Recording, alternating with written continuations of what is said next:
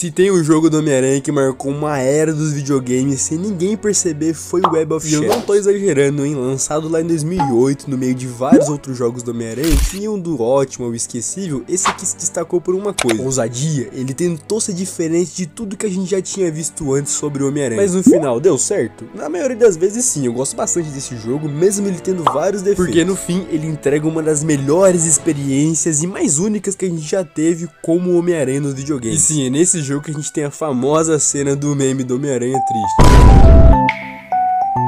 Mas enfim, o clima do jogo já começa bem diferente. O Web of Shadows é um jogo mais sombrio e bem mais caótico. O jogo já te joga no meio de uma Nova York sendo destruída por causa de uma invasão simbionte, e a cidade inteira vira um campo de guerra. É como se fosse uma versão alternativa do universo Marvel, onde tudo deu errado. E o melhor de tudo é que aqui o Peter não é só bonzinho e certinho como sempre. O simbionte tá com ele desde o início e você sente o peso dessa influência durante toda a campanha. E um dos sistemas mais legais desse jogo aqui é o sistema de escolhas. Você pode seguir o caminho do herói, ajudando pessoas e tentando salvar a cidade, ou você pode se entregar para o simbionte e ir pro lado mais violento e mais sombrio. E essas escolhas não são só cosméticas, elas mudam a forma como os personagens interagem com você, os aliados que aparecem e até mesmo no final do jogo. E é muito satisfatório você se balançar pelos prédios, mas aqui também tem outro porém. Ao decorrer do jogo e você utilizando o traje simbionte, você percebe que o Peter vai ficando cada vez mais agressivo. As animações, os combos, os diálogos, tudo vai ficando mais tenso, é como se o próprio jogo estivesse testando você. A movimentação também é um dos pontos mais altos desse jogo. Esse aqui foi um dos poucos jogos que se preocupou em deixar a travessia bem divertida. Você sente o peso do aranha durante as balançadas, você pode correr pelas paredes de forma muito fluida. E também pode fazer os ataques aéreos enquanto você está se movimentando, isso sem contar os combates no ar, que talvez são os mais estilosos da franquia inteira. No combate você tem várias sequências de combos que você pode escolher para finalizar o seu inimigo, e quando você ativa o simbionte, aí esquece, o Homem-Aranha vira uma máquina de guerra. Claro que o jogo também tem os seus tropeços, a IA dos inimigos é bem fraca às vezes, as missões secundárias são muito repetitivas e tem alguns bugs que dão uma quebrada na imersão. Mas ainda assim o coração do jogo se mantém firme, a história segura bem até o fim, com momentos bem marcantes. Aliás, ali no jogo também tem uma missão bem específica num certo ponto do jogo que envolve um personagem muito conhecido no universo Marvel, e que pode ali ser o seu aliado ou seu inimigo, depende das escolhas que você fez. Esse tipo de coisa mostra que o jogo realmente se importa com o caminho que você quer escolher. Outro detalhe muito importante é como o jogo trata o Peter emocionalmente. Não é só uma história sobre como salvar a Nova York, mas também é sobre ele entendendo que não pode perder o controle. A luta interna contra o simbionte é muito constante nesse jogo, e por mais que você escolha sempre o lado bom, o jogo te faz sentir o peso da tentação de escolher o simbionte. É como se cada escolha boa viesse com um sacrifício e cada escolha ruim com uma sensação de poder viciante. Falando mais da parte visual, o jogo envelheceu e ficou bem ok, nada de impressionante. Mas pra época que ele foi lançado, ver a Nova York sendo tomada por simbiontes gigantes, heróis corrompidos e o céu sempre nublado dava um peso dramático que poucos jogos conseguiam trazer. A trilha sonora também merece um destaque, ela é bem discreta, mas casa perfeitamente com o clima do jogo. E quando a cidade começa a ser dominada, o som vai ficando mais intenso, mais claustrofóbico,